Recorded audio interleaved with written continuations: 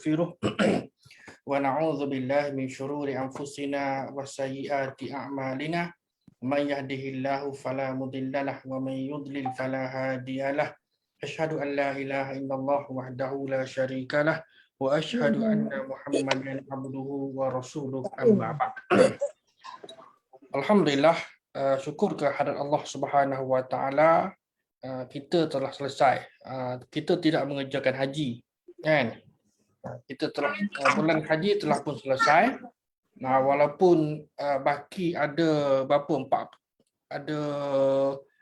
ada berapa 15 hari lagi, kan?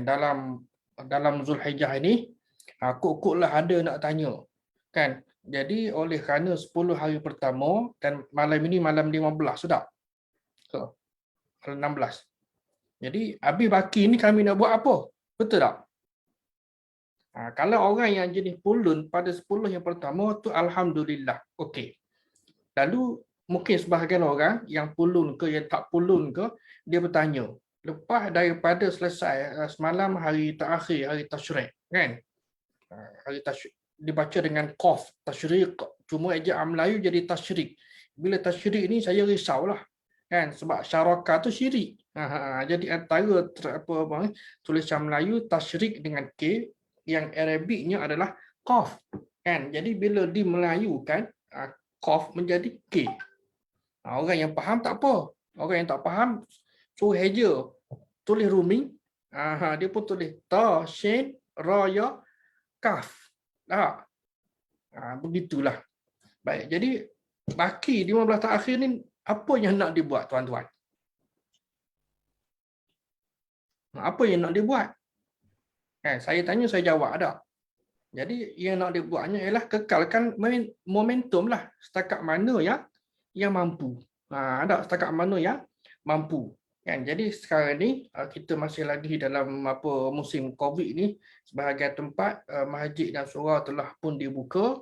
Kalau tempat saya surau belum lagi beroperasi. Bermakna kita ni, kamilah solat Jumaat pun di rumah dan solat jemaah pun di rumah. Kita cuba setakat mana yang terbaik untuk mendirikan solat berjemaah pada setiap waktu. Itu sekadar contohlah, dan juga beberapa amal soleh yang lain itu kita kira rutin, kalau tak banyak pun tak mengapa, asalkan dia menjadi satu rutin atau kebiasaan kita. Kalau banyak lagi baik. Itu je. Baik, kita sambung. Cerita tak habis sembang-sembang ni. Baik, untuk malam ini ancaman bahaya Israeliat siri ke-12, 1-24 Julai. Kita seminggu lagi berada di hujung Julai. Jadi 24 Julai 2021, tajuk yang kita nak angkat pada malam ini ialah pengaruh Israeliat dalam pentafsiran surah At-Tin. Nama panjang, kan? Pengaruh Israeliat dalam pentafsiran surah At-Tin, dan yang nak dibincangnya bukan semua ayat 8 ayat tadi, tidak. Hanya Wat-Tin wal Zaitun. Yang tu je. Ya, betul. Tak ada bateri. Habis. Baik. Pengenalan. Kita maklum bahawa surah At-Tin adalah surah yang ke-95 dalam tertib susunan Al-Quran. Tertib. Kalau dari sudut penurunan, dia diturunkan sebahagian kata Mekah, sebahagian kata Madinah.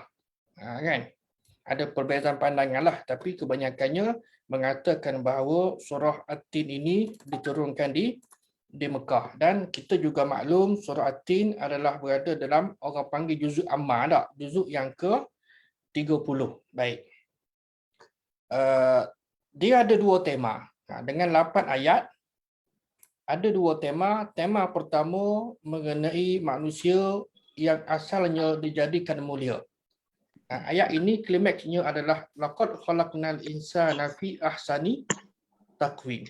Saya kira semua yang ada dalam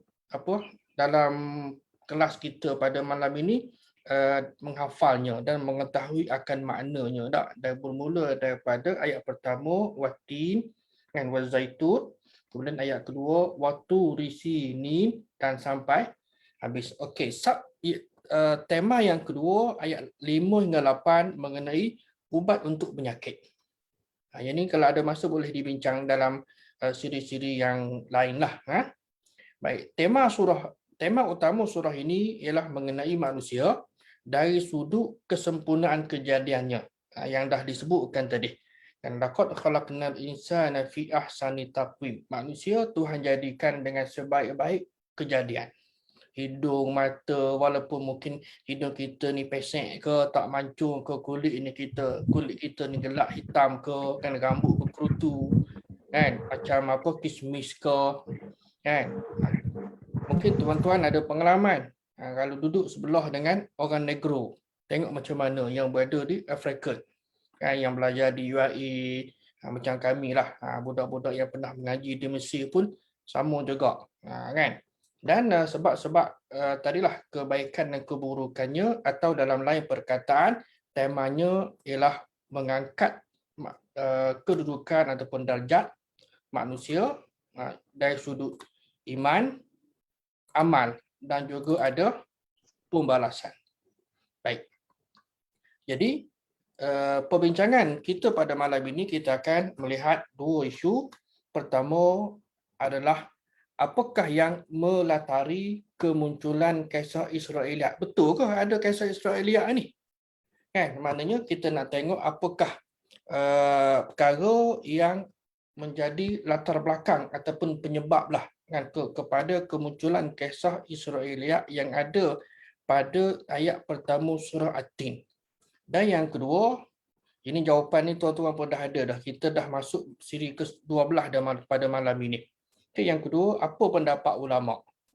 Kan, cumanya pendapat ulama ni sama tiga tadi tak? Sama ada maqbul, yang kedua mardud, yang ketiga maskut anhu. Kan, dalam tiga ni kita nak pilih yang mana tak?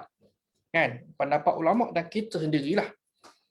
Baik, apakah pendapat ulama mengenai kisah Israeliat terhadap pentafsiran ayat pertama surah At-Tin ini, Wat-Tini waz-Zaitun. Baik. Makna dan surah At-Tin. A'udzubillah minasyaitonirrajim. Qala Allah azza wa jalla fi kitabil aziz fi surati At-Tin Wat-Tini waz-Zaitun. Demi tin dan demi zaitun. Kan? Demi tin dan demi zaitun. Sebab kita tak tahu. Assume yang kita ni tak tahu dari sudut terjemahannya dia adalah buah. Kan? Kalau dari sudut belajarlah. Bermakna mungkin sebahagiannya dalam konteks pedagogi, ilmu yang sedia ada dia dah tahu dah. Ada yang belum tahu. Jadi apabila kita belum tahu, Wat-Tin wa zaitun, demi tin dan demi zaitun. Tak tahu apa benda ni. Tin ni apa dia? Kan?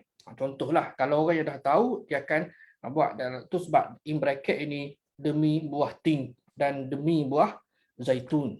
Kan? Baik. Wat-Tini waz-Zaitun, demi tin dan demi zaitun. Wa-Turi sinin, dan demi bukit Sinai. Kan? Demi bukit Sinai. Sama ada dieja dengan Tur Sinai ataupun kita panggil Tur Sinai. Kan, ada kalanya dieja dengan bahasa Melayu lah, dua perkataan ataupun satu perkataan, itu tak ada masalah. Baik, Wat-Turi sinin, dan Allah juga lagi sumpah ni kan, qasam, demi tin, demi zaitun, demi Tur sinin, Tur Sinai, dan demi wahazal baladil amin, dan demi hazal baladil amin, negeri yang aman ini. Kan, pun tidak diceritakan di sini ni sebab kita baca Makkah ni sebab kita dah tahu, artinya kita dah ada apa yang disebutkan tadi lah pengetahuan sedia ada. Kalau bermula daripada zero knowledge, wahazal baladil amin, dan negeri yang aman, negeri mana tak tahu kan, maka kena baca ayat-ayat yang lain, hadis-hadis yang lain misalnya, untuk dapat kefahaman apakah yang dimaksudkan dengan al-baladul amin, negeri yang aman di sini. Mungkin Malaysia ke, mungkin Jepun ke, tak kan, ataupun mungkin ialah mana-mana negara contoh kan, asalkan ada dalil yang menunjukkan sedemikian. Baik. 1, 2 dan 3 ini qasam ataupun sumpah. Allah bersumpah. Laqad khalaqnal insana fi ahsani taqwim, ada diberikan terjemahan tadi.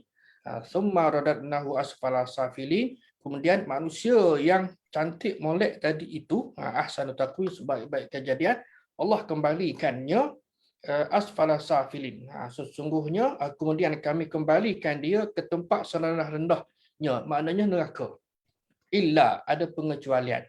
Kan untungnya orang yang masuk jadi illa ni kecuali siapa? Allazina amanu, orang yang beriman, wa amilus solihat, dan mereka yang beramal soleh, falahum ajrun ghairu mamnun, dan bagi mereka ganjaran ataupun balasan yang tidak putus-putus. Kan? Baik, fama yukadzibuka ba'du biddin. Ayat yang ketujuh, maka apakah yang menyebabkan kamu mendustakan hari pembalasan? Alaisallahu biahkamil hakimin. Bukankah Allah itu adalah ahkamil hakimin, sebaik-baik hakim? Kan, bukankah Allah itu hakim yang seadil-adilnya? Tuan-tuan cari, lepas kita baca ayat ni, ada disunatkan untuk baca apa? Ada ke?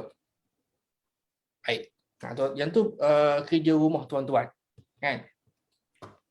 Baik, Al-Bara' bin Azib, ini sahabat Nabi radhiyallahu anhu, ada meriwayatkan.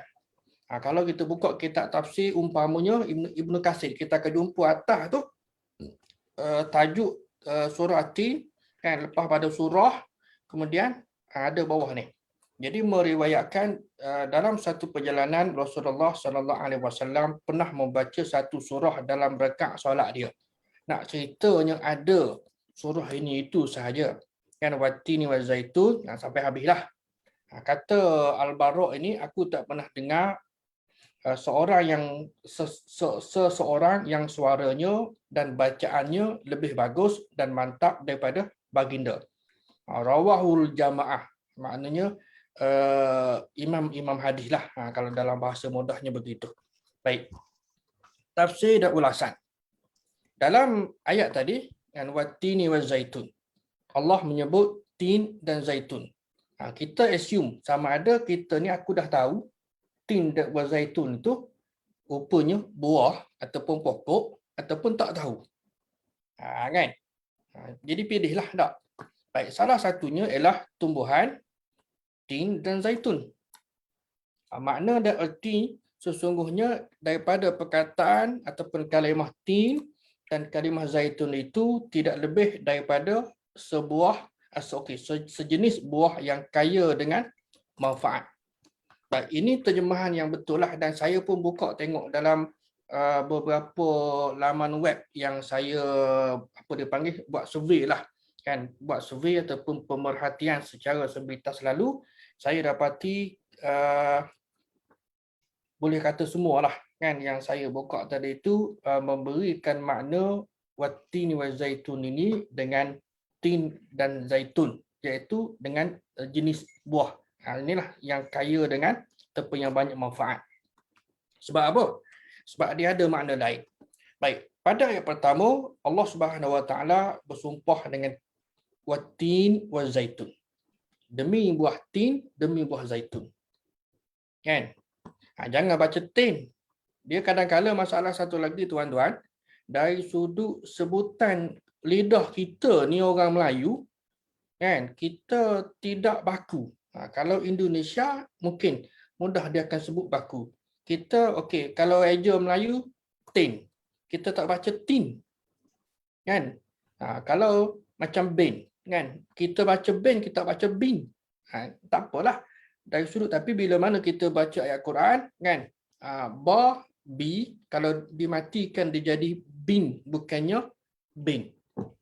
Kan, zaitun bukan zaitun dengan o, dengan u, zaitun. Kan, ini dari sudut pronunciation ataupun sebutan lah, selangor sikit. Baik, buah tin ini menjadi sebahagian daripada makanan orang Arab. Ini kita maklum. Sebab apa? Sebab buah yang ada, maknanya kalau bahasa mudah kita kata di hadapan mereka. Boleh faham ke? Kan? Buah yang ada di hadapan mereka. Kalau kita buah pisang, buah nenas, buah manggis, buah durian contohlah kan. Jadi buah-buah tadi ada di sekeliling mereka. Buah tadi yang local fruit Malaysia ni ada di sekeliling kita makan, maka kita pun makanlah pisang, kita makanlah ciku contoh kan. Jadi bagi orang Arab di kawasan apa nama Middle East sana mereka makan makanan daripada buah yang tertentu kan, sesuai dengan kedudukan apa demografi mereka lah. Baik, manakala buah zaitun pula selain dimakan, buahnya diperah untuk mendapatkan apa olive oil, tak, untuk mendapatkan minyak zaitun kan. Baik, memang dimaksudkan dengan perkataan tin dan zaitun di sini ialah kedua-dua jenis buah yang masyhur. Ibn Abbas berkata, buah tin dan buah zaitun yang ada pada kamu itulah. Maknanya nak mengukuhkan akan makna tin dan zaitun itu adalah buah kan, adalah sejenis buah daripada tumbuhan kan, mana buah kerana ada makna lain. Itu poinnya kan, kerana ada makna lain. Baik, ulama berbeza pandangan dalam mentafsirkan watin wa zaitun. Ini mungkin tak pernah dengar, tak apalah. Kalau yang biasa kita dengar pun, dan alhamdulillah saya kira minta-mintanya begitulah pentafsiran yang dibuat oleh para ustaz di Nusantara kita ni. Boleh kata tidak ada yang kita mengharapkan begitu yang mentafsirkan dengan makna yang selain daripada buah tin dan buah zaitun. Kan? Sebab terjemahan ini memang dah popular. Baik, jadi sebenarnya tidak ada satu pun kan, tidak ada satu pun yang mengaitkan okey, watin itu buah tin, wazaitun itu minyak zaitun. Mana dalil dia? Tidak ada. Kan? Tidak ada kecuali pendapat ulama. Situ kan? Kecuali pendapatlah. Kecuali pendapat yang mengatakan bahawa tin adalah buah tin dan zaitun adalah buah zaitun. Kan? Ada ke tidak ayat Quran? Tidak ada. Kalau buka kepada buku-buku yang menyentuh tentang tadabbur pun tidak ada. At-tin, watin ada disebutkan dalam surah At-tin kan, satu kali ini sahaja. Baik. Lalu mengapa Allah Subhanahu Wa Taala bersumpah dengan menyebut watin wa zaitun, demi tin dan demi zaitun, ataupun bila kita dah tahu, dah confirm dah makna dia buah, kita pun dari sudut terjemahan demi buah tin dan demi buah zaitun. Kan?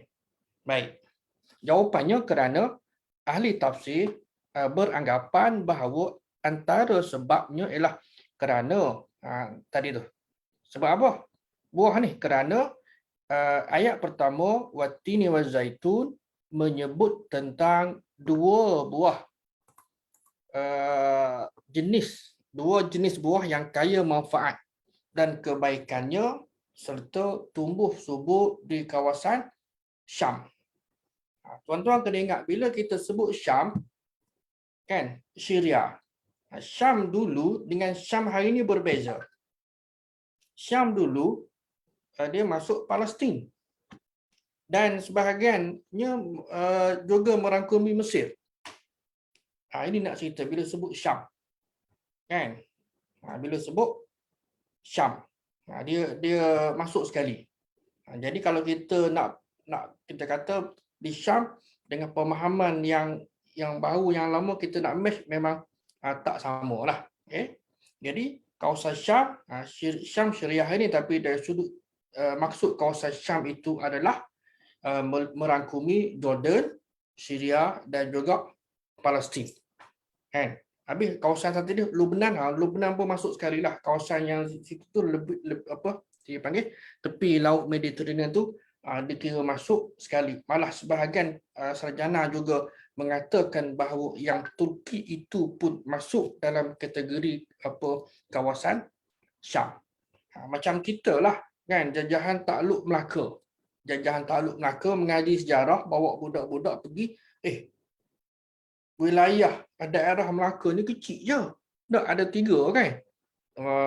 Apa panggil, Alor Gajah, Melaka Tengah dan Jasing, kan. Jadi wilayah dia, wilayah takluk dia luas, kan, sampai ke Pahang dan sebagainya lah. Baik. Jadi buah tadi ni, buah tin dan buah zaitun, okey, dia berkembang subur di kawasan Mediterranean, iklim Mediterranean tadi, kan. Yang merupakan tempat perutusan Nabi Isa alaihissalam. Di mana? Kalau nak match, ni jangan salah faham fakta. Bila sebut Syam, saya baca Nabi Isa ni di Palestin lah Ustaz. Mana Syam? Betul tak? Kan? Kena ingat bahawa Syam zaman dulu tu maknanya Palestin di bawah Syam. Kan? Jangan keliru. Pokoklah pula dengan ujung-ujung cerita pada orang luar. Aku dengar satu kuliah, seorang ustaz tu kata tempat kebangkitan Nabi Isa di Syam. Kan? Jangan salah faham. Syam bermakna luas pada zaman dahulu, termasuklah Palestin sekali. Kan? Baik. Kemudian pada ayat yang berikutnya, ayat kedua, Allah Subhanahu Wa Taala menyebut bukit. Waturi Sinin. Allah bersumpah lagi kerana tempat Tur Saina tadi itu yang menjadi sinonim dengan Nabi Musa alaihissalam. Kan? Mungkin tuan-tuan dah baca, belajar berkenaan dengan peristiwa pengusiran Nabi Musa dan sebagainya lah, kan, cerita kisah Firaun, kan, dan sebagainya. Baik. Jadi Nabi Musa juga diutuskan untuk umat di kawasan Palestin, kan, kawasan situlah, kawasan Bani Israel. Dan ayat ketiga, wahazal baladil amin, menyebut tentang kota Mekah, kan, al-baladul amin, kota Mekah, kerana Mekah merupakan kota yang aman kepada orang yang memasukinya, kan. Dan di situlah Allah Subhanahu Wa Taala mengutus Nabi Muhammad sebagai rasulnya. Kan, kalau bincang dari sudut tadabbur, okey, hubung kait ataupun dia panggil kolerasi lah, hubung kait antara pertama tin, zaitun. Mengapa Allah bersumpah dengan tin dan zaitun? Oleh sebab itu, sebahagian daripada ulama ataupun ahli tafsir mengaitkan dengan nama tempat bagi tin dan zaitun. Sebab Tur Sina, kan, adalah nama tempat sempena dengan Nabi Musa, manakala yang ketiga Al-Baladul Amin adalah negeri yang aman yang merujuk kepada Mekah, iaitu tempat kelahiran dan kebangkitan Nabi kita sallallahu alaihi wasallam. Itu dia punya signifikan, kan. Kolerasi atau hubungan kaitnya antara ayat pertama, ayat kedua dan ayat yang ketiga. Wattini wazaitun, demi tin dan demi zaitun, merujuk kepada, okey, ada selepas ini. Tunggu, jangan ke mana-mana. Ada. Baik, hubungan antara ayat dengan ayat. Hubungan antara ayat dengan ayat, misalnya antara ayat 1 hingga 4. Ada 2 tema yang disebutkan tadi, kan. Baik, mengandungi sumpah daripada Allah yang merangkumi satu surah yang membawa misi manusia terbaik. Ini kita maklum. Dan dia punya petunjuknya adalah ayat pertama, Allah bersumpah dengan tin, mengisyaratkan nama pohon Nabi Adam bernaung dalam syurga. Baik, benda ni betul ke tidak? Ni, kan. Yang kita tahu, demi buah ataupun pokok lah, demi buah tin, demi buah zaitun, kan. Jadi apabila ada kita jumpa, betul kan ni, mengisyaratkan nama pohon tempat Nabi Adam bernaung dalam syurga. Tuan-tuan pernah dengar ke tidak? Tuan-tuan pernah dengar ke tidak? Kan? Kalau tidak pernah dengar, alhamdulillah. Macam yang kita bincang cara hari itulah. pokok holdi, kan? Itu adalah riwayat Israiliyat kerana di dalam tafsir, di dalam ayat-ayat Quran yang lain Allah tidak sebutkan nama pokok tadi, dan juga di dalam hadis-hadis yang sahih pun tidak disebutkan. Daripada mana? Kan datang daripada riwayat Israiliyat. Jadi datang ke riwayat Israiliyat ni ada 3. So kita nak ambil yang mana? Kan? Baik. Dalam tafsir Al-Maghari, ni Muhammad Ahmad Mustafa Al-Maghari ni, dia menyebutkan bahawa Allah Subhanahu Wa Taala bersumpah dengan nama Tin, Adam. Kita maklum sebagai bapa manusia pada zaman tu, Adam dan Hawa menutup tubuhnya dengan daun pokok tin. Kan? Ini kita maklumlah kan, fa'azallahum syaitan wa anha, kan? Ataupun bila dia murka, dia makan buah tadi tu, Allah murka dan panggil terlucuklah pakaian dia tu, kan? Yang kita bincang pada 2 kuliah yang lalu ke, bila Allah panggil mana kamu wahai Adam, tak? Orang kata panggil Adam duduk nusuk, mana bersembunyi, kan? Dalam riwayat Taurat, Adam duduk dalam batang pokok, kan? Itu kata contohlah mana dia keluar dan dia ambil daun, dan daun itulah yang dikaitkan di sini. Sedangkan dari sumber yang sahihnya tidak ada. Kan? Nak ceritalah, tapi memanglah dia tidak berkait dengan akidah, dia tidak berkait dengan ibadah. Kalau begitu boleh cerita, boleh, tapi dengan syarat tuan-tuan, anak-anak tak. Ini adalah sumber Israiliyat. Itu je. Kan? Baik, ia selari dengan pendapat yang dicantumkan oleh Said Qutb dalam Zilalul Quran bahawa tin yang dimaksudkan tadi adalah ada isyarat menunjukkan pokok tin tempat Nabi Adam dan juga Hawa pergi ambil daun untuk tutup tubuh mereka lah, kemaluan mereka di syurga, dalam isu yang kita dah bincangkan sebelum ini, kan? Baik, sedangkan buah zaitun pula ialah menandakan surutnya banjir. Jadi bila banjir besar yang berlaku pada zaman Nabi Nuh AS, kan, Nabi Nuh pun hantarlah seekor burung pergi cek lah, kan, kalau bahasa kita ni pergi survey tengok, okay, kembali bawalah daun pokok zaitun dan menunjukkan bahawa ada daratan yang ditemui oleh burung tadi. Apa makna? Kan? Jadi setelah lama dah duduk dalam kapal, kita boleh faham macam itulah, kan. Namun dari sudut cerita detailnya tidak ada. Jadi lama duduk dalam kapal, okey, hantar burung pergi tengok, kan. Maka si burung tadi bawa baliklah daun pokok zaitun menunjukkan ada tumbuhan, kan, menunjukkan ada dataran dan ada tumbuhan di situ. Baik, beberapa tabi'in seperti An-Nakhai, Atha bin Abi Rabah, Jabir bin Sa'id, Muqatil bin Sulaiman, Al-Kalbi ada menyebutkan bahawa itu adalah buah tin yang kamu makan dan buah zaitun yang kamu perah untuk dijadikan minyak. Benda ni, fakta ini tak ada isu. Kan? Jadi nak ceritanya, okay, dari sudut sumber yang ini masuk dalam sumber yang tidak sahih lah. Kan? Dalam konteks Israiliyat, saya katakan tadi, tidak mengapa kita nak bercerita sebab dia tidak melibatkan unsur ataupun perkara seperti akidah dan ibadah serta hukum akal, kan? Baik. Allah Subhanahu Wa Taala menyebutkan dalam surah An-Nur, yuqadu min syajaratin mubarakatin zaitunah la syarqiyah wala gharbiyah. Dia punya specialnya, pokok zaitun ni dinyalakan dengan minyak yang banyak berkat. Specialnya pokok zaitun iaitu pokok zaitun yang tidak tumbuh, maknanya tidak tumbuh di sebelah timur, tidak tumbuh di sebelah barat. Sedang-sedang. Kalau hari ini apa dia? Kawasan Timur Tengah lah, kan? Contoh begitu. Ada ke tidak di sekitar China? Ada ke tidak? Saya pun tak sempat nak survey. Wallahualam. Ataupun juga mungkin dari sudut kedudukan apa dia panggil hemisfera ni, utara. Baik. Ada satu hadis, tapi hari ini hadis dhaif, kan? Oleh Abu Nuaim dalam kitab At-Tib, kata Abu Hurairah ni, makanlah buah zaitun dan ambillah manfaat minyaknya kerana pokoknya yang penuh berkat.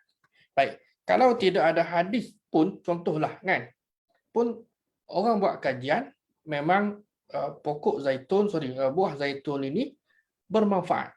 Kan? Tidak ada masalah. Cuma hadis ini sebagai sokongan kepada apa yang telah dilakukan oleh masyarakat setempat. Kan? Contoh apa dia? Saya nak alih sikit. Pisang. Pisang memang ada ke di tanah Arab? Durian ada ke? Rambutan ada ke? Manggis ada ke? Jadi tadi saya ada bincanglah sikit petang dengan adalah pelajar-pelajar ni. Jadi saya katakan bahawa dari sudut pemakanan ini sebenarnya tidak ada makanan sunnah. Tuan-tuan jangan terkejut. Yang ada ialah pemakanan. Apa beza? Apa beza antara makanan dengan pemakanan? Yang ada ialah pemakanan, iaitu cara makan. Kan? Oleh kerana realiti kita ni kawasan khatulistiwa ada rambutan, mangosteen, nanas, apa lagi lah ciku dan sebagainya, maka dia tak sama dengan mereka yang berada di kawasan Mediterranean tadi. Sebab kita ada orang tanah apple, kan? Tapi tak sama, itu barulah. Nak cerita yang asal, maka di sebalik local fruit ataupun buah-buahan tempatan itu, yang menepati sunnah ialah makanan tadi ataupun buah tadi itu buah yang berkhasiat. Betul lah, kan? Yang kedua, mudah dihadam. Kan? Mudah disediakan. Maka dia balik kepada maqasid sunnah itu sendiri. Kan? Tak kira lah. Buah tin kita tengok, buah tin ke, kismis ke, apa lagi, kurma ke, memang buah-buah tadi itu tahan lama. Kan? Tahan lama kerana melalui proses yang tertentu. Kalau dibiarkan begitu, buah tadi juga akan cepat rosak. Cuma mungkin kelemahan kita ni, buah rambutan kita tak boleh nak keringkan sebagaimana orang Arab mengeringkan kismis. Kan?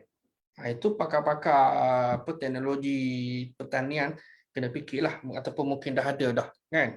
Wallahu a'lam. Baik, kemudian Allah Subhanahu Wa Taala menyebutkan dalam surah Al-Mu'minun, wa syajaratan takhruju min turi Saina, dan juga pohon yang keluar daripada Tur Sina. Makna merujuk kepada pokok zaitun. Tambutu biduhni wasibrin lil akilin, yang menghasilkan minyak dan juga lauk pauk bagi orang yang makan. Ini Allah Subhanahu Wa Taala sebut. Baik, Tur Sina. Tur Sina ini, tuan-tuan, ada perbezaan pandangan dalam kalangan ulama. Sebahagiannya mengatakan berada di tepi terusan Suez, kan? Dan sebahagian lagi mengatakan di selatan Sinai, ataupun yang nama yang lebih glamour apa dia? Saint Catherine. Itu Tur Sina. Kan ada perbezaan pandangan dalam kalangan ulama.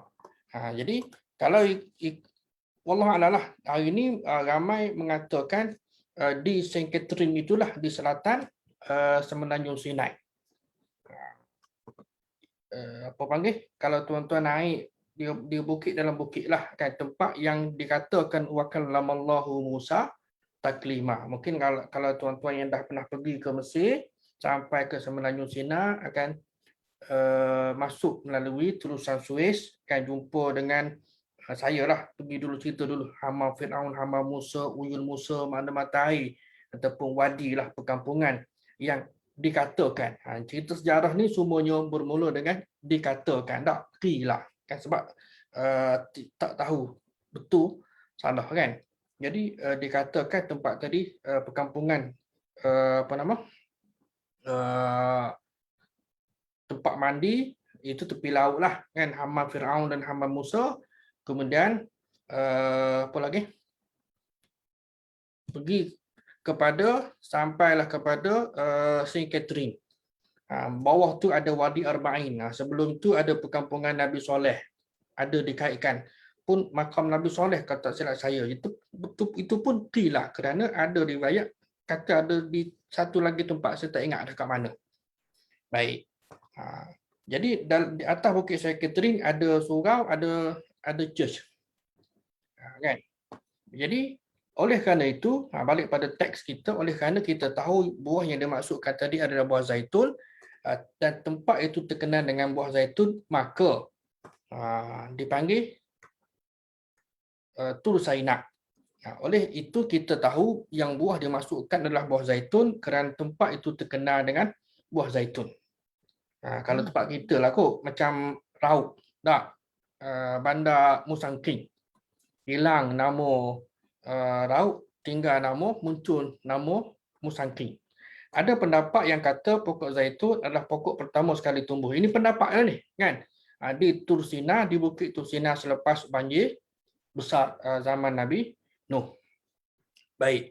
Kemudian Abu Zar, ini juga hadis dhaif tuan-tuan.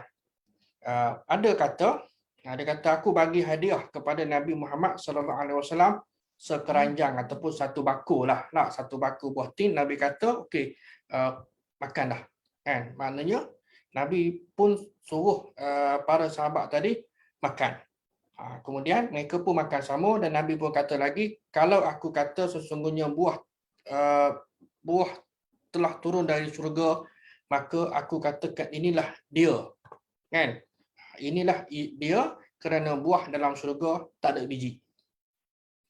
Jadi makanlah oleh kalian kerana buah itu mencegah buasir dan berguna bagi nakris ataupun sejenis penyakit tulang. Baik. Apa poin di sini? Maknanya poin di sini ialah buah ni dikatakanlah, kan, daripada syurga, tapi apabila melibatkan sabda Nabi yang sebegini, hadis ini adalah hadis yang tidak sahih. Kalau dari sudut fadilah tidak ada masalah kerana buah-buahan ini, tin ke, kismis ke, whatever apa pun telah pun dikaji dan memang buah-buah sebegini mempunyai pelbagai khasiat. Tak? Ini boleh carilah, kan, sama ada dalam kitab-kitab yang lama maupun perubatan ataupun dapatan kajian moden, kan. Misalnya untuk nak menghilangkan buasir ke, gauk ke dan seumpamanya lah, kan. Dan mesti makan mengikut sukatan dia. Macam kita makan inilah buah tamar. Saya beli sekilo, contohlah, kan. Boleh tak saya makan suku kilo sehari? Maknanya 4 hari balun habis. Contoh begitu. Bolehkah? Tak boleh kerana, kan, kena tengok juga, okey, saya ni ada kencing manis ke kencing tawar, nak makan pun kadar kemanisan buah tadi pun jenis-jenis dia tak Mariami ke Mariani ke Mariana ke, contohlah, kan. Kena tengok juga tahap kemanisan yang ada pada buah tadi dan kita tak boleh balun semua walaupun memang buah tadi tu buah yang saya cukup-cukup minat, kan, berpadalah, betul tak? Tu je, kan, walaupun buah tadi dari sudut perubatan dan ada hadis Nabi mengesyorkan untuk makan buah-buah tertentu, tapi pengambilan mesti mengikut kadar yang telah ditetapkan, kan. Tengok juga kepada keadaan tubuh badan kita. Dan satu lagi hadis yang tidak sahih juga ni, daripada Muaz yang bersiwak dengan dahan zaitun, kan. Jadi apa poin di sini? Sebaik-baik siwak adalah zaitun, dia berasal daripada pohon yang diberkati, kan, mengharumkan mulut dan menghilangkan warna kuning gigi. Ia adalah siwakku dan siwak nabi-nabi sebelumku. Hadis ini adalah hadis yang dhaif. Baik, kalau dalam konteks chewing stick ataupun kayu sugi ini, ada hadis-hadis yang sahih menyebutkan tentang kayu sugi, kita maklum, kan.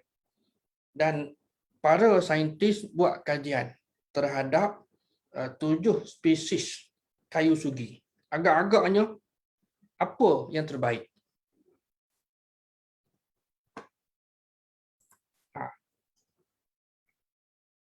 Kayu sugi ataupun apa panggil siwak ni.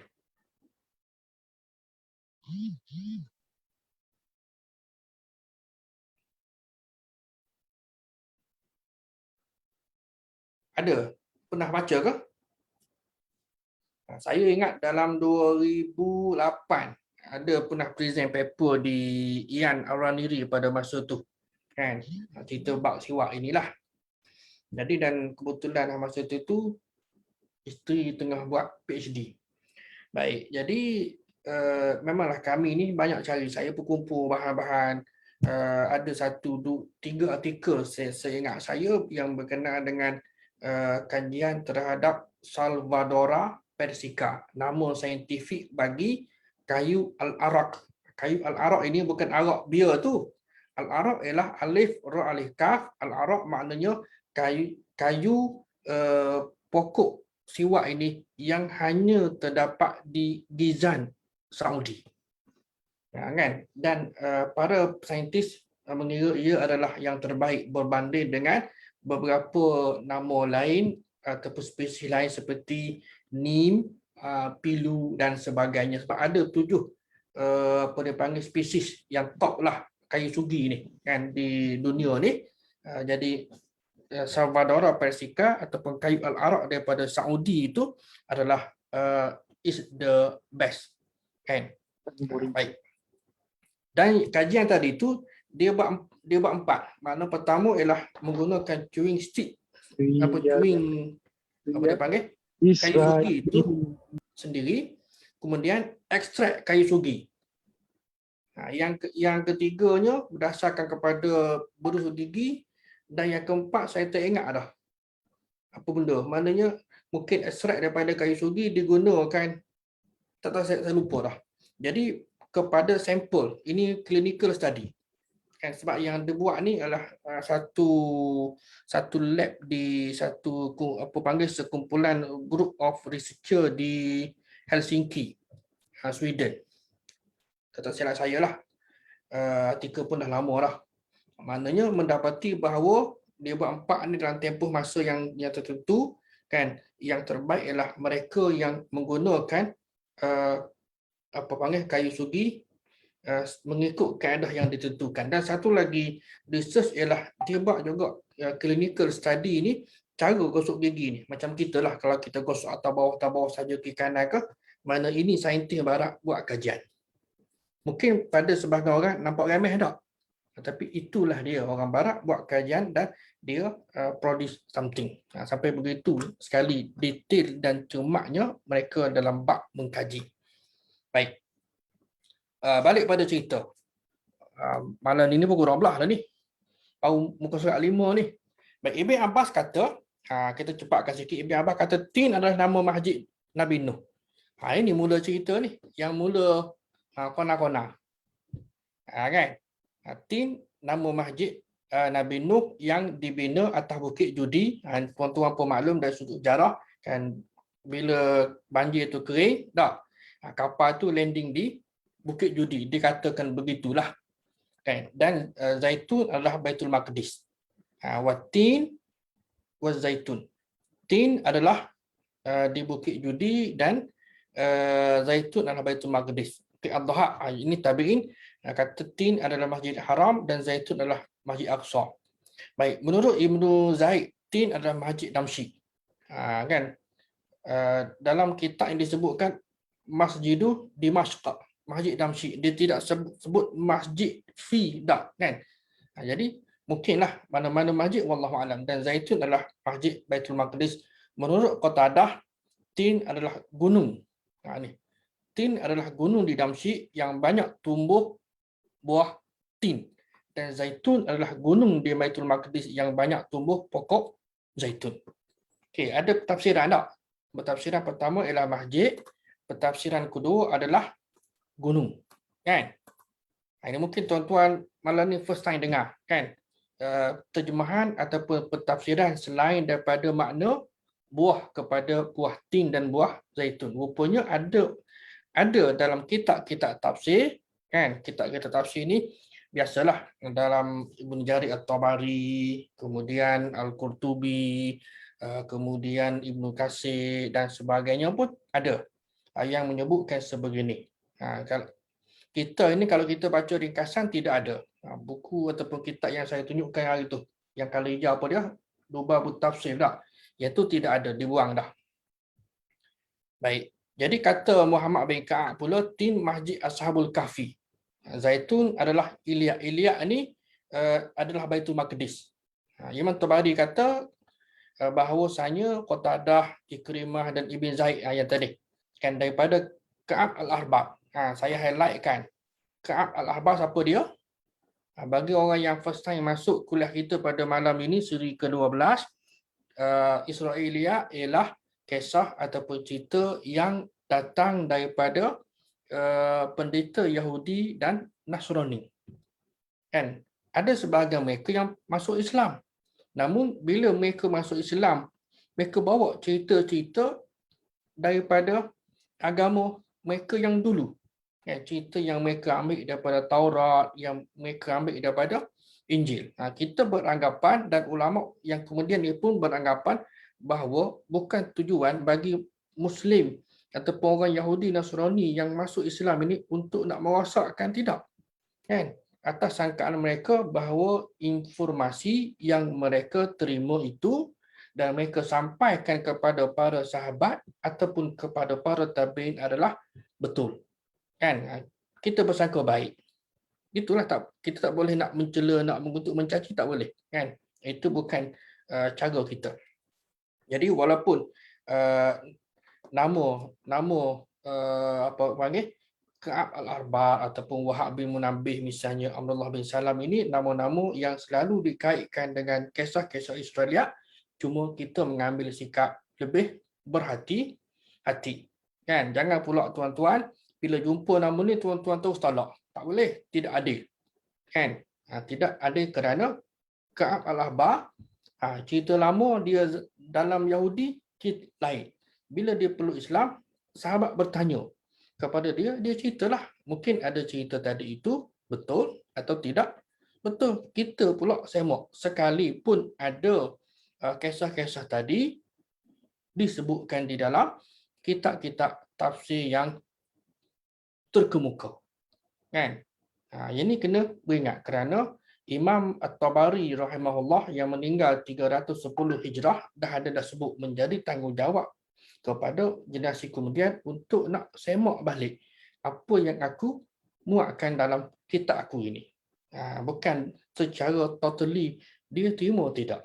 Kita kena faham asas dan kaedah. Baik, namun pendapat-pendapat di atas ni adalah tidak benar. Kan? Dan ada pengukuhannya kalau kita refer kepada tafsir Al-Qurtubi lah. Nama dia tafsir Jami' Al-Bayan. Inilah jilid ke-22 ni, yang menyebut bahawa pandangan yang benar, yang betul tentang isu yang kita bincang pada malam ini ialah tin, buah yang dimakan, manakala zaitun juga buah yang dimakan dan boleh diperah untuk jadi minyak. Sebab inilah yang terkenal dalam kalangan bangsa Arab dan tak diketahui pun ada nama gunung yang bernama tin. Ada nama bukit yang bernama Zaitun. Kan? Tak ada.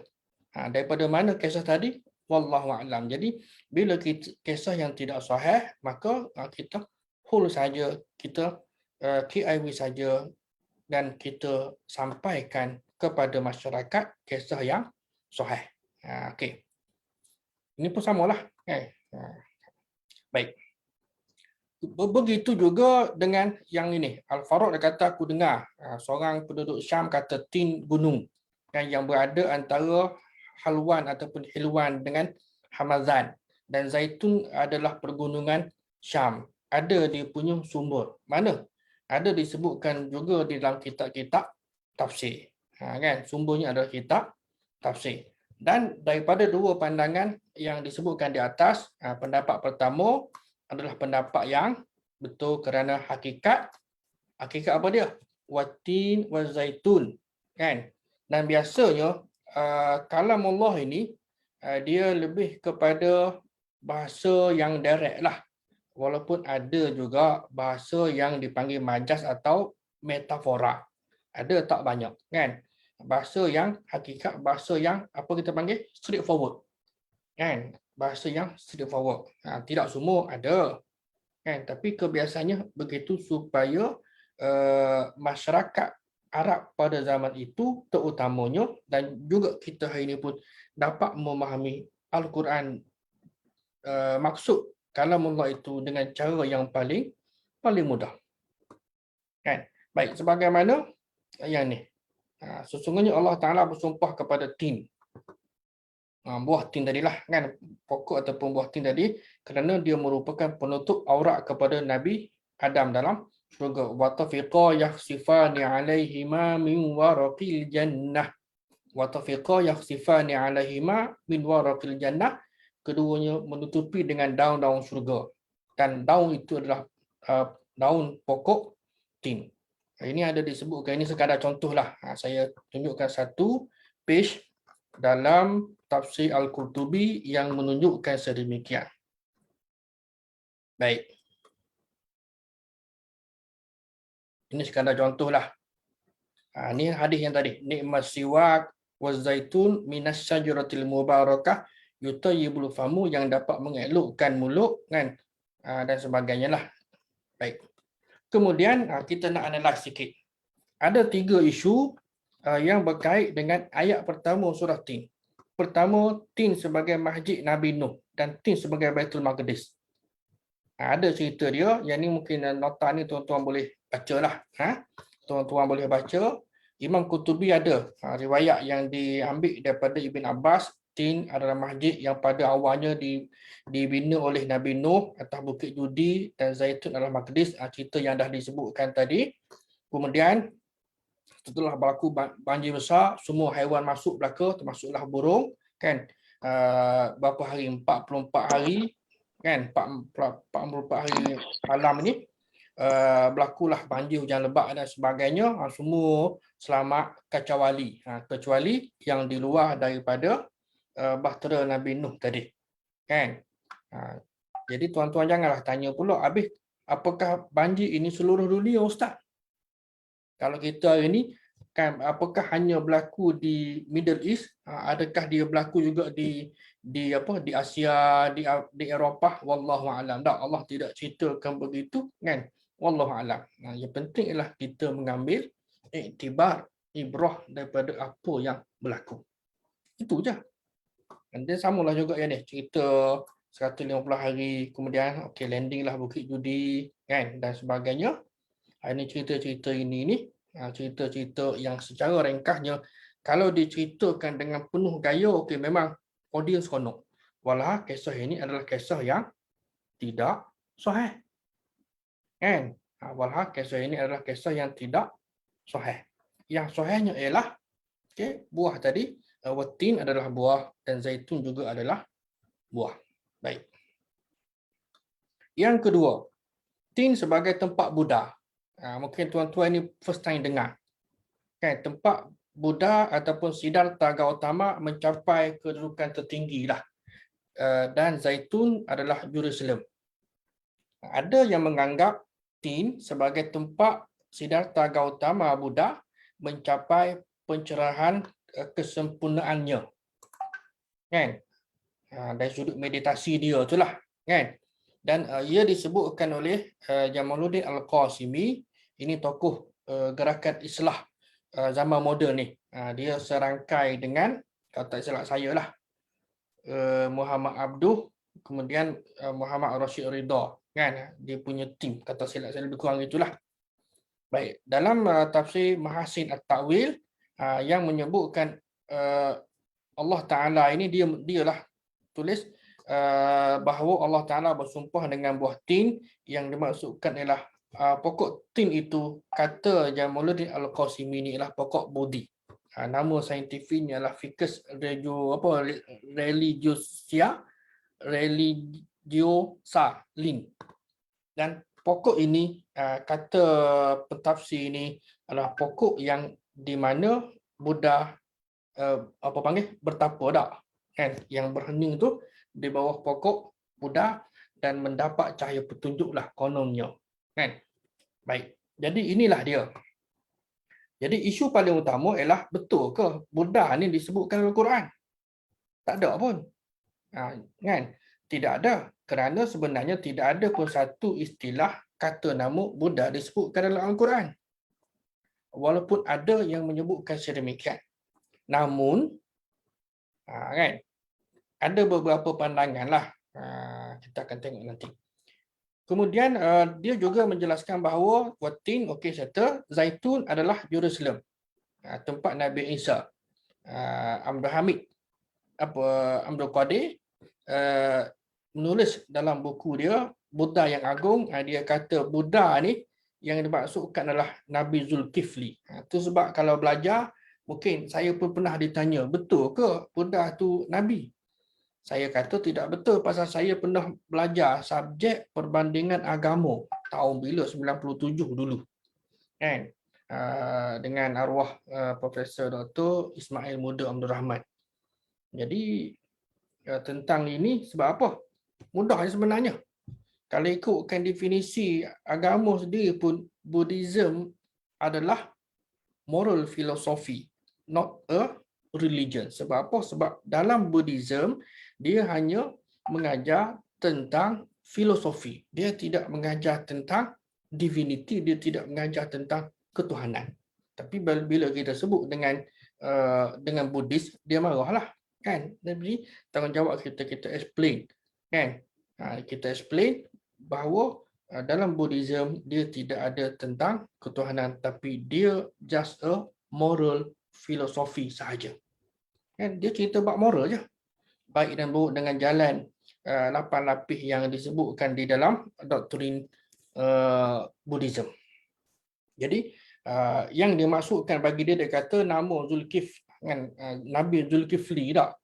Kan? Sedangkan Kifli itu terjemahan daripada Arab ialah kapilawasu ataupun kapil.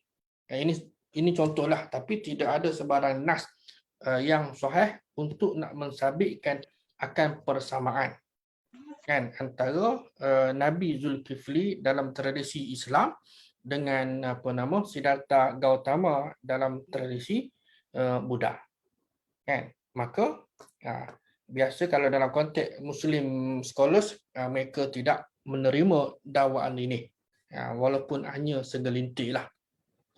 Baik, ini berlaku, ini menjadikan sebahagian daripada ilmuwan Islam, sejarawan, kemudian ahli tafsir yang mengaitkan antara Quran dengan Buddha, sehingga kan ada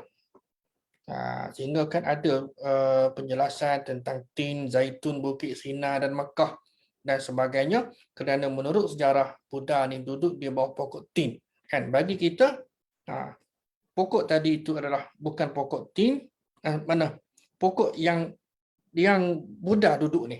Kan, zaitun, watin wa zaitun memanglah pokok tin kita menerima, tapi manusia yang bernama Siddhartha Gautama itu kan tidak berada di bawah pokok tadi untuk bertapa, mendapatkan ilham dan sebagainya. Tidak ada sumber yang sahih. Begitu juga kata Hamka. Tuan-tuan yang ada tafsir dia ni boleh buka tengok, kan. Juga dia menolaklah pandangan yang mengatakan bahawa kemungkinan besar pentafsir yang mentafsirkan buah tin dalam surah At-Tin itu dengan pokok bodhi tempat Buddha bertapa, belum mendalami benar-benar falsafah Buddhism. Kan, kata dia begitulah. Ini pandangan Hamka, Haji Abdul Malik Karim Amrullah. Dan banyak kajian yang dilakukan terutama dalam bidang perbandingan agama. Buddha lebih banyak mengajar falsafah hidup dan tidak membicarakan tentang ketuhanan. Dia tidak bicarakan tentang ketuhanan. Lalu pengikut Buddha yang kemudian inilah untuk nak puaskan hati, akhirnya menuhankan Siddhartha Gautama itu sendiri. Mungkin tuan-tuan boleh bacalah kisah dia dan baca untuk mendapatkan maklumat yang lebih jelas. Baik, kesimpulan. Kisah Israeliat menerangkan bahawa Allah Subhanahu Wa Taala berfirman dalam surah At-Tin, Allah menyebut perihal nabi-nabi. Ini kisah Israeliat ni, kan? Ini yang tak betul lah ni. Tin merujuk kepada Nabi Zulkifli, Buddha, dan zaitun itu Isa, dan Bukit Sinai ataupun Tur Sinai itu Nabi Musa, dan Makkah tanah aman dan selamat itu kepada Nabi Muhammad. Memang ada persamaan, betul tak? Ada persamaan dari sudut pertama Tur Sinai, memang Nabi Musa. Yang kedua ialah Mekah. Tapi yang pertama, Watin dan Wazaitun dikaitkan dengan Nabi Zulkifli dan juga Buddha. Dan yang kedua ialah Zaitun Nabi Isa adalah tidak ada sumber yang sahih yang menyebutkan tentangnya. Maka dia jadi kisah ataupun cerita Israiliyat. Okay, last. Kemudian Zaitun yang merupakan Baitul Maqdis di Jerusalem. Baik, ramai juga ulama di sepanjang zaman inilah, daripada zaman tabi'in, kalau refer kepada kitab-kitab tafsir lah kan. Saya ulang baliklah, apakah mereka itu salah? Kan kita katakan pada pemahaman mereka begitu. Kan? Semoga Allah merahmati dan mengampunkan dosa mereka. Kan mereka tidak berniat untuk membawa suatu fakta yang salah. Kan? Kerana pada anggapan mereka betul. Tapi bila kita jelas kemudian kita buat double check dan sebagainya, kan kita buat cross check perbandingan antara kitab-kitab ini, kita dapati bahawa sebahagian daripada yang dimuatkan di dalam kitab-kitab tafsir dan juga kitab-kitab sejarah misalnya kan adalah yang tidak betul, dan sebahagiannya lagi adalah sumber Israiliyat.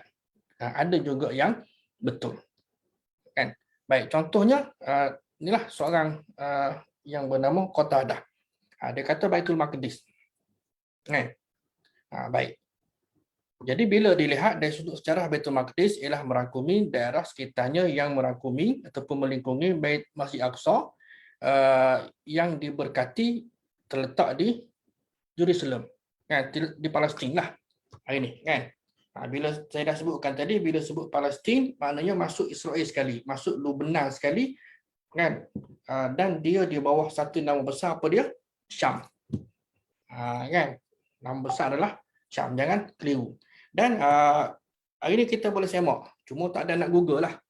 Tengok okey, mana Bukit Golan. Tuan-tuan tengok Bukit Golan kat mana? West Bank kat mana dah? Di Palestin ataupun Israel sana.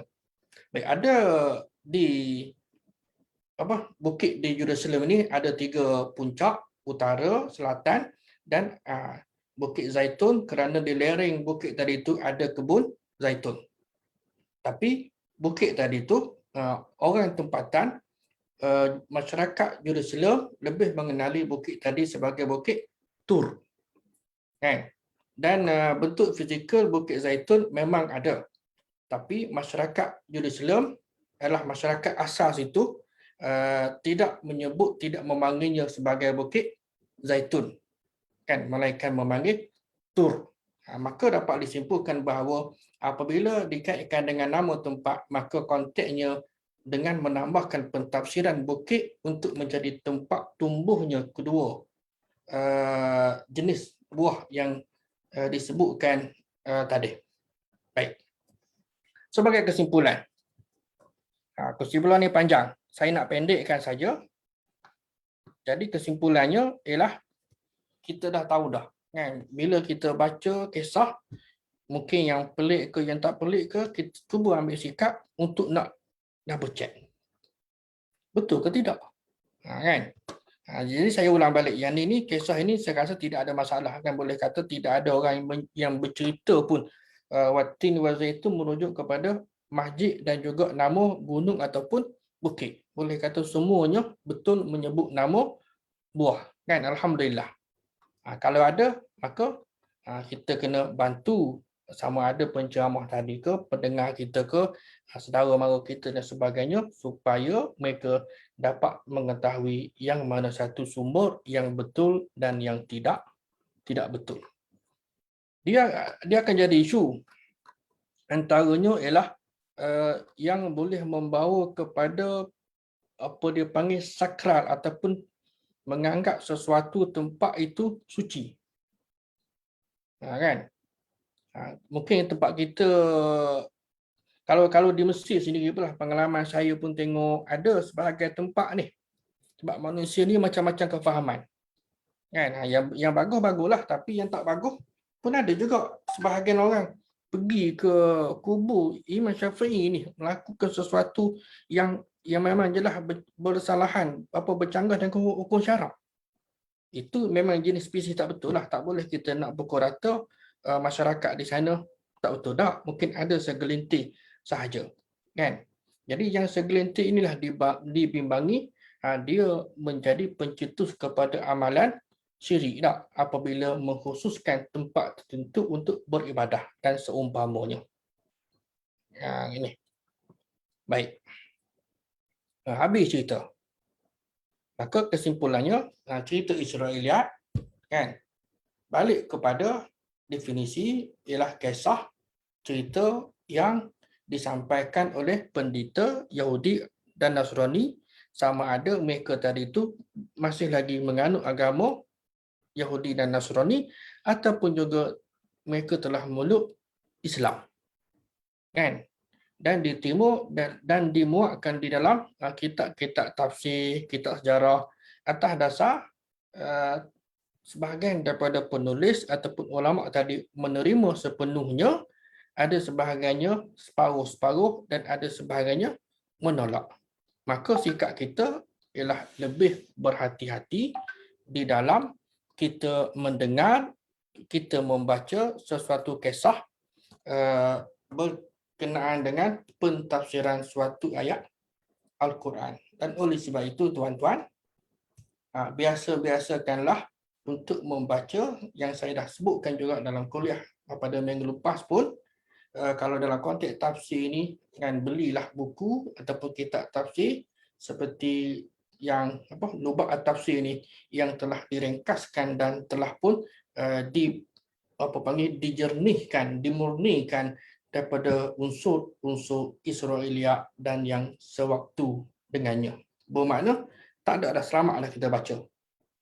Kalau ada, letih. Tuan-tuan yang ada ilmu tak apalah. Anak tuan-tuan, cucu tuan-tuan baca tanya, abah, atuk kan.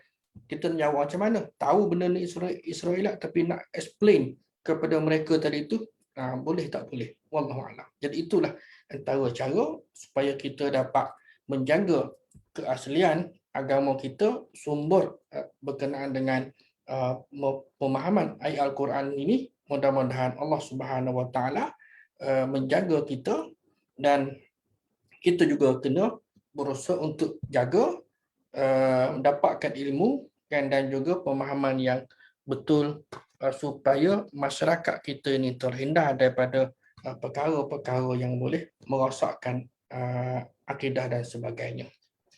Saya kira sekadar itulah. Ada soalan ke? Buah tin memang sedap. Apatah lagi apa dia yang free.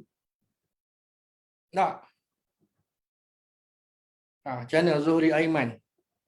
Buah ni sedap lah kan. Cuma tuan-tuan, saya ambil masa sikit lah. Bila mungkin ada dalam kalangan tuan-tuan pun yang pernah sampai ke Turki. Pengalaman kami pergi Turki tahun 2000 18 ke 19. Jadi daripada Istanbul pergi ke Bursa, kemudian turun ke selatan, pergi ke Konya, kubu apa tak ingat dah. Konya, kemudian ke Pamukkale, sampai ke Bolu, ke Ankara, kemudian ke Bolu, balik ke Istanbul semula.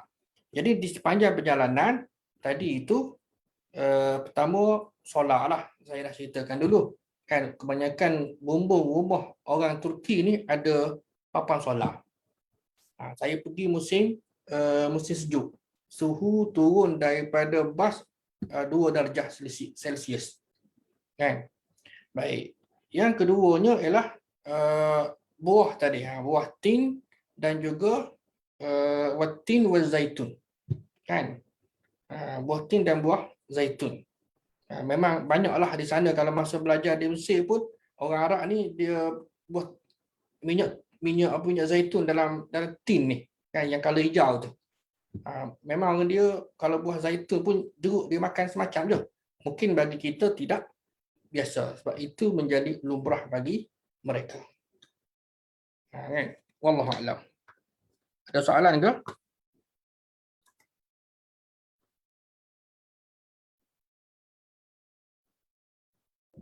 Tak ada Ustaz. Tak ada.